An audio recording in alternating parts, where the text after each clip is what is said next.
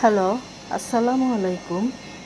আজ আমি আপনাদের জন্য নতুন আরেকটি রেসিপি নিয়ে এসেছি, সরিষা ও কাঁচকলার রেসিপি। কাঁচকলা, সরিষা, সামান্য জিরা, আলু, পেঁয়াজ, রসুন, কাঁচামরিচ লাগবে। কাঁচকলা, আলু আমি এভাবে কেটে নিয়েছি। মোটা হবে না কাঁচকলা, পাতলা করে কাটতে হবে। এদিকে পেঁয়াজ, রসুন, কাঁচামরিচ, সরিষা, জিরা একসাথে বেটে নিয়েছি। কাঁচকলা ঠিক এভাবে রাখতে হবে। আলু একটু মোটা মোটা করে কাটতে হবে।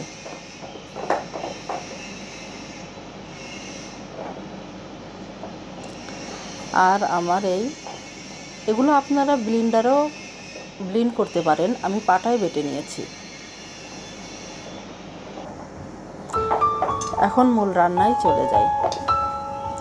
চুলার উপর প্যান বসিয়ে এখন আমি এতে তেল দিব।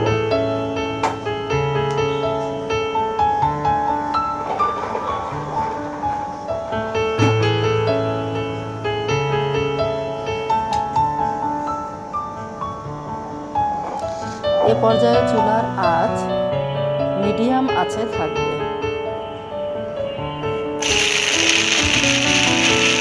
আলু, কাঁচকলা ভালো করে ধুয়ে পরিষ্কার করে আমি প্যানের ভিতর ছেড়ে দিলাম। বাটা মশলাগুলো দিয়ে দিলাম।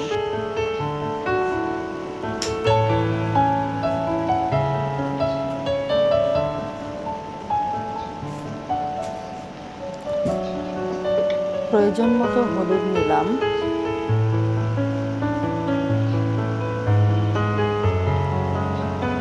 আর স্বাদ মতো লবণ নিলাম। যে যেমন পরিমাণে লবণ খায়, কেউ যদি কম লবণ খায় কম নিতে পারে, কেউ একটু লবণ পরিমাণে বেশি খেলে সে বেশি নিতে পারে, তার স্বাদ অনুযায়ী।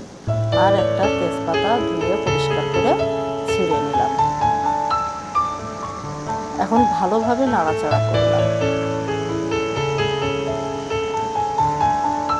দেখুন আমি খুব ভালোভাবে নাড়াচাড়া করে মশলাগুলো মিশিয়ে নিচ্ছি। এখনও কিন্তু আমি পানি দিই নাই। ভালোভাবে নাড়াচাড়া করে মশলাগুলো মিশিয়ে নিচ্ছি।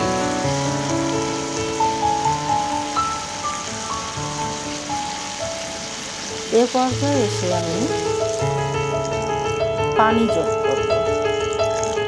একেবারেই পানি দিব। এটা সরিষা কলা চচ্চড়ি রান্না, চচ্চড়ি, এই জন্য আমি একেবারেই পানি দিয়ে দিলাম। অল্প সামান্য পরিমাণ ঝোল থাকবে এই রান্নায়।